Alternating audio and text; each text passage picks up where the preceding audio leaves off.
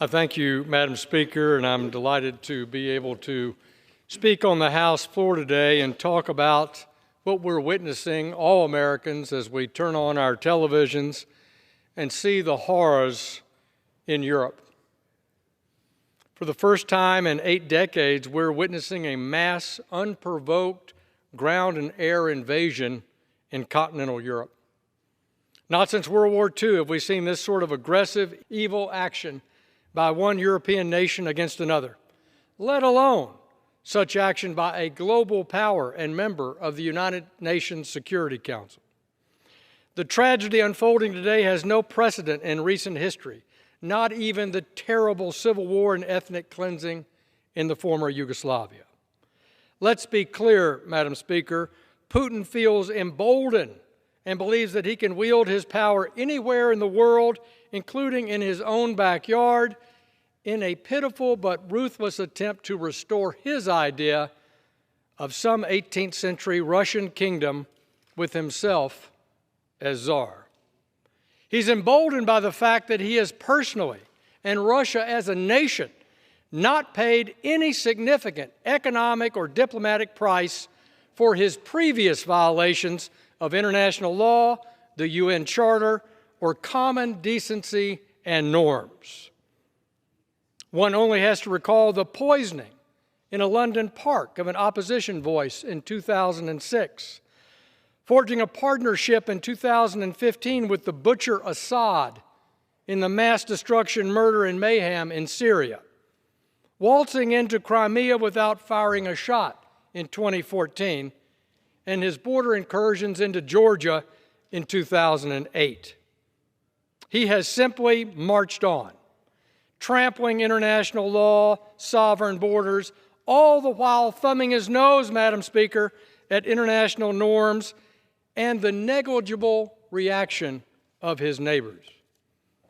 In fact, his neighbors depended on the European drug of choice, Russian natural gas, for so long they just stared glassy-eyed at their enabler, unable to stand up for themselves and fight back.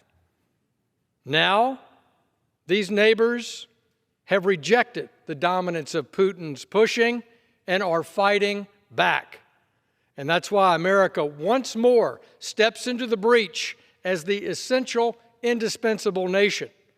Our resolve encourages a stronger European Union and a stronger NATO.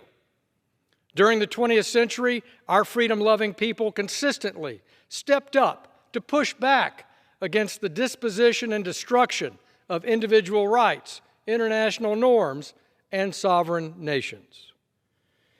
Europe doesn't want to go back to their ancient feudal fights, and Ukrainians don't want to return to a vassal state status under the boot of Russia. Ukrainians want to go forward. They don't want to go backward. They don't want to go back to the Berlin airlift, Checkpoint Charlie, the Fulda Gap, and Churchill's Iron Curtain.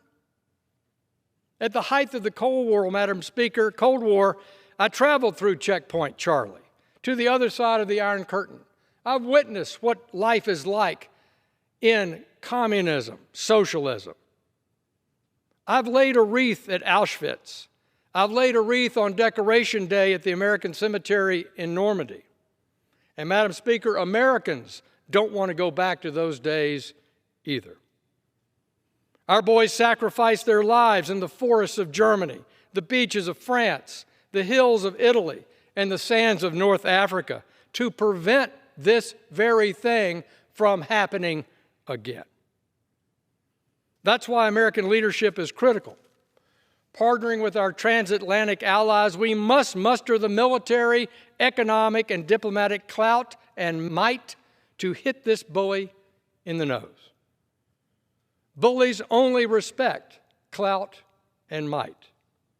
While Europe and the United States were timid in the Obama-Merkel days, our collective leadership must fill the void now and push back once and for all against the assault against the sovereignty and freedom that we are witnessing in Europe.